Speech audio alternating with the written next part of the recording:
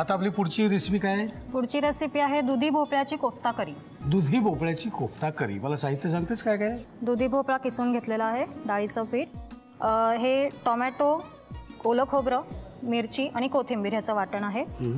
हा तिळाचा कूट आहे, कांदा, आलं, लसूण ह्याचं वाटण, लाल तिखट, दाण्याचा कूट, कोथिंबीर, हिंग, जिरं, मोहरी, हळद, फोडणीचं साहित्य, साखर, हा कच्चा मसाला आहे आणि हे मीठ. पण आता तेल तापलेलं आहे त्यामुळे पुढे आपल्याला जायलाच पाहिजे. आता काय करायचं मला सांग. तेल तापलेलं आहे. आता ह्याच्यात आपण आधी फोडणी करून घेणार. फोडणी करणे, मोहरी, जिरे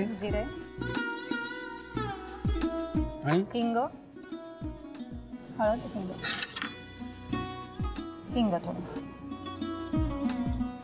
ओके. तर ह्याच्यामध्ये आपण कांद्याचं जे वाटण आहे म्हणजे आलं, लसूण आणि कांदा ते आधी परतून घ्यायचं आहे.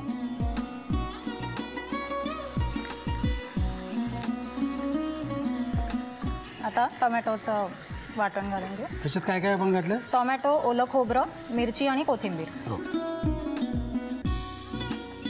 ओके. ह्याच्यात आता थोडं पाणी घालून घेऊ आपण आधी. ह्याची ग्रेव्ही करून घ्यायची, त्यामुळे चांगलं वाटीभर पाणी. अजून आपल्याला त्यात मीठ आणि साखर घालायचे ना? हां, दाण्याचा कूट, तिळाचा कूट घालू. दाण्याचा कूट 2 चमचे घट्ट होण्यासाठी आणि 2 चमचे तिळाचा कूट. आता ह्याच्यात तिखट, मीठ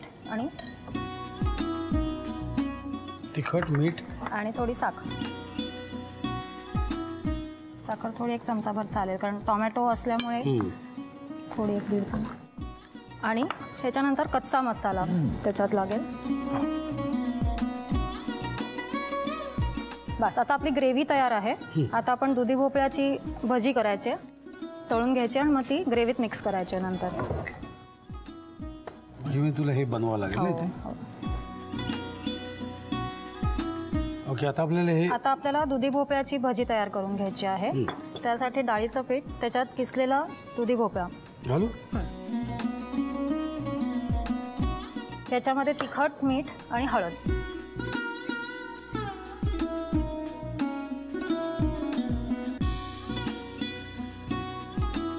पाणी लागेल ना? हा झटपट होणार आहे. आता आपण ह्याची भजी करून घेऊया. ही नुसती भजी म्हणून सुद्धा खाता येईल ना? खूप छान लागते, मस्त. अरे ही भजी त्यात टाकायची का? ही रेडी टू ईट. हे आम्हाला खायला पाहिजे ना. पैसा लगरेला आहे. First class, ready to eat ना. थोडी कोथिंबीर घालून